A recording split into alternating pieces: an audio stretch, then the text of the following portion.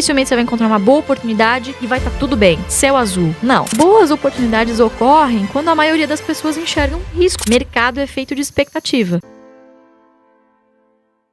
Eu sempre soube que eu iria trabalhar com ações. Não sabia o que, enfim, mas sabia que eu ia trabalhar nesse mundo, né? Sempre me encantei muito por esse ambiente de bolsa, aquelas luzinhas piscando na tela, né? Sempre acompanhei meu pai, enfim, há muitos anos investidor. Minha mãe também trabalhava em corretora, parou de trabalhar pra cuidar de mim, enfim. Tudo começou, na verdade, em 2008. Lá em 2008, eu tinha 14 anos, meu pai falou assim pra mim, legal, você quer uma mesada? Eu pedia mesada todo dia.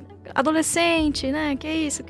Só pede. Só quer consumir. É iPhone, é não sei o que. Essa geração aí tá demais. Eu lembro que na época era o Nike Shots. Nossa, era o tênis da moda. Eu queria muito, enfim. E aí meu pai virou e falou, bom, seguinte, você vai ter uma mesada, mas quem vai pagar não vou ser eu. Eu vou te dar aqui uma carteira de ações da Ultrapar, me deu lá X ações da Ultrapar, e essa empresa, essa carteira vai te pagar o equivalente a mais ou menos R$300 por mês. Tá bom pra você? Pá, tá excelente. R$300 pra 14... Quem tinha 14 anos na época era um dinheirão, né? E aí ele começou a me mostrar devagarinho que se eu pegasse, não precisa pegar os R$300 todos, né? Mas parte desse dinheiro, se eu guardasse e reinvestisse, no mês seguinte ou no trimestre seguinte, quando a empresa anunciasse novamente dividendos, eu não ia ter mais 300, eu ia ter 301. Nossa, mas pai, R$1 só a mais? O que eu faço com R$1? Não, mas se você investir 301, no próximo trimestre, você vai ter 310. Veja só, você não ganhou mais você ganhou mais R$9. Então, ali eu aprendi 2 lições muito valiosas, né? Não sabia que estava aprendendo sobre isso, mas é o juro composto, né? Se você usa o tempo a seu favor, a matemática ela é implacável, né? E quando você pega a fórmula do valor futuro, né? Incorpora os juros na fórmula, a única variável que é exponencial, ou seja, que está em cima do parênteses, é o N, que é o tempo. Então, se você usa o tempo ao seu favor, o juro composto, ele é a 8ª maravilha do mundo aí. E segundo, se a empresa não desse lucro, eu não ia receber o meu dividendo no final do mês. Então, quer dizer, você começa a criar uma cabeça a favor do lucro, sabe, intuitivamente. Então, ai de quem na família não abastecesse o carro no posto Ipiranga. Não, precisa dar dinheiro pra esse posto, pelo amor de Deus. E aí meu pai sempre falava, o que você acha mais interessante? Você ter que ir todo dia pra um posto de gasolina, ter funcionário, dor de cabeça, margem apertada, você ser dona de um posto de gasolina, ou você ser uma pequena dona de todos os postos de gasolina Ipiranga do país? Fantástico. As pessoas, os jovens iniciantes, eles falam, mas eu vou começar com R$200. Pô, R$200 vai render tão pouco. Foi o que a Luísa falou. E as pessoas precisam, os jovens investidores que estão entrando agora, enxergar a questão do quê? Dos juros compostos. Porque vai se multiplicando. E é aí que faz a diferença lá no futuro. Qual a filosofia da família Barsi? Você, seu pai, qual a filosofia de vocês? A nossa filosofia pode ser resumida em uma frase. Muito simples. Que é comprar boas empresas cotadas a bons preços que paguem bons dividendos. Por que bons dividendos? Porque o que vai pagar o seu boleto lá na frente, afinal, a estratégia é de carteira previdenciária, para que lá na frente você tenha uma previdência que complemente o INSS.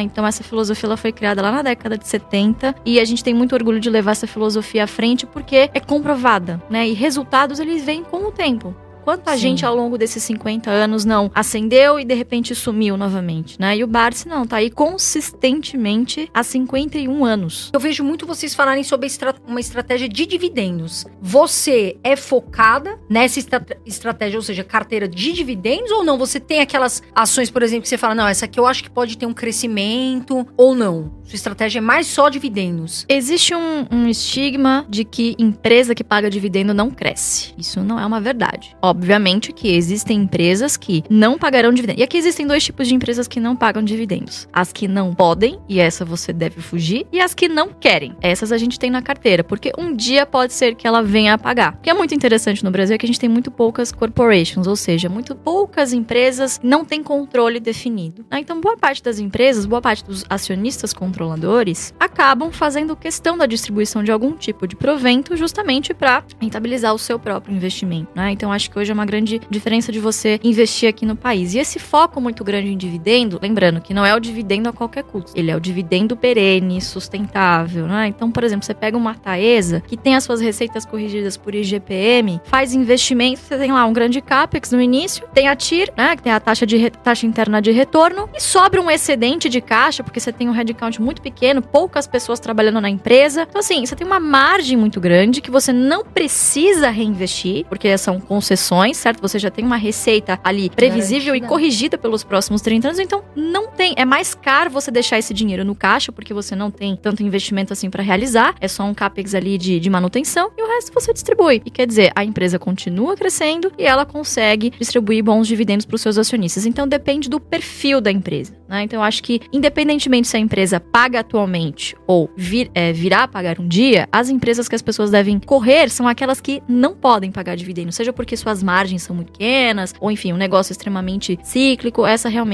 Esses setores realmente a gente não tem em carteira, tipo aviação, frigorífico. A aviação Não, tem As é coisas mais arriscadas, né? Luiz, a aviação se você tivesse hoje de frente com um menino de 18 anos que tá começando a investir, falei um menino porque eu já tô perto dos 40, o que você falaria pra ele? Olha, eu daria a mesma dica, eu faria exatamente a mesma coisa que o meu pai fez pra mim. Ele me deu essas ações da Ultrapar. Por 2 ou 3 anos, eu só tive ações da Ultrapar na minha carteira, porque com R$300 eu comprava ainda no fracionário essas ações. Então, o que é muito importante pra gente? É muito melhor você ter poucas empresas na carteira e muitas ações dessas empresas do que um caminhão de empresa na carteira com pouquíssimas ações de cada uma. Porque fazendo isso, o que acontece? Você não ganha nem na valorização, certo? O que você ganhar vai ser irrisório e não ganha nem com o dividendo. Então, até o Warren Buffett tem uma frase ótima que dizem que é dele, né? Hoje em dia, qualquer coisa no mercado que falam, dizem que é do Warren Buffett. Que é muito mais fácil você encontrar poucos e bons negócios do que muitos bons negócios. Se for assim, é melhor você investir no índice logo de uma vez, num fundo passivo, que aí você sempre vai bater as carteiras ativas. Mas se for para fazer um stock picking, ou seja, selecionar empresas, não faz sentido você ter um caminhão de empresa ali. Então, para esse jovem que tá começando, eu diria, poxa, pega esses seus R$200. Inclusive, eu trouxe até aqui um breve simulador, um simulador histórico. Se você, há 5 anos atrás, e claro, a gente não consegue prever o futuro, então temos que olhar o passado, tivesse investido apenas R$1.000, pegado lá aquele dinheirinho que a sua mãe deixou pra você na poupança, enfim, você recebeu uma graninha a mais, colocou R$1.000 em Taesa. E aí, todo mês se comprometeu, ao invés de colocar R$250 na poupança, a colocar na sua carteira previdenciária na Bolsa de Valores, na empresa Taesa. Enfim, porque é uma empresa, como já disse aqui, que tem suas receitas corrigidas pela inflação, então, teoricamente, é uma boa empresa para você se defender da inflação. Em apenas 5 anos, você teria acumulado R$30.800 em patrimônio, sendo que você teria desembolsado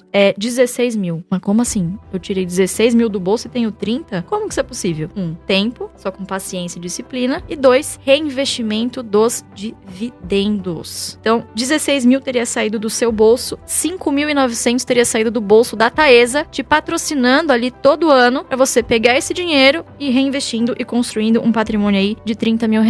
Isso na poupança jamais seria. Infelizmente, jamais seria possível. É todo dia no meu Instagram. Por exemplo, Carol, eu tenho R$500, mas eu não faz sentido eu investir, não vai dar pra nada. Ou então, aqueles R$100 eu prefiro ir num restaurante, gastar ou no bar, tudo. E muitas vezes, você tá lá no bar, com um monte de gente que não te acrescenta nada, torrando o seu cartão de crédito, torrando dinheiro. E a gente vê muito isso, infelizmente.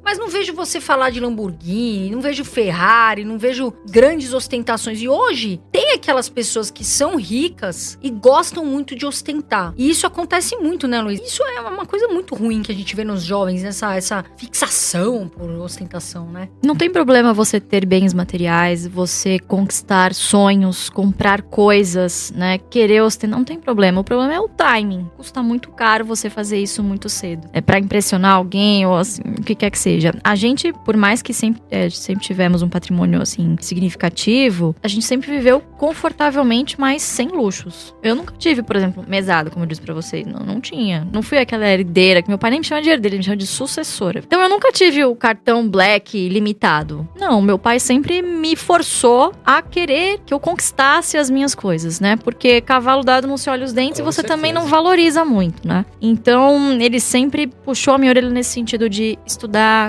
correr atrás, fazer o que você ama. Ele nunca, de maneira alguma, me forçou a ser sucessora dele, de maneira alguma. Isso aconteceu de maneira muito natural, acho que estava no sangue mesmo, tinha que acontecer. Então a gente sempre viveu muito confortavelmente e muito disso tem a ver com a história humilde dele. Cresceu de uma maneira muito pobre mesmo, né? A minha avó veio da Espanha, imigrante, uma mão na frente e outra atrás, comeu comida do lixo para que ele pudesse comer comida fresca. Então algumas histórias assim que ele conta, sabe? Que é, como que você vai gastar dinheiro com uma Lamborghini se seu primeiro banho quente foi aos 10 anos? Sim. a Bolsa de Valores é uma realidade nos Estados Unidos, todo o país é, e aqui no Brasil já está sendo. Então, você que tá começando, meu amor, você que às vezes fala, poxa, eu tenho R$200, R$100, R$300, invista na Bolsa. Na minha visão, é sim, né? As ações são sim a melhor maneira de você ter uma carteira boa, de você ter uma previdência boa no futuro. Então, não desista, não desanime, começa com o que você tem. Quais são hoje as 3 ações, Luiz, se você pudesse falar, as 3 top pagadoras de dividendos? O melhor dividendo, ele não necessariamente vai ser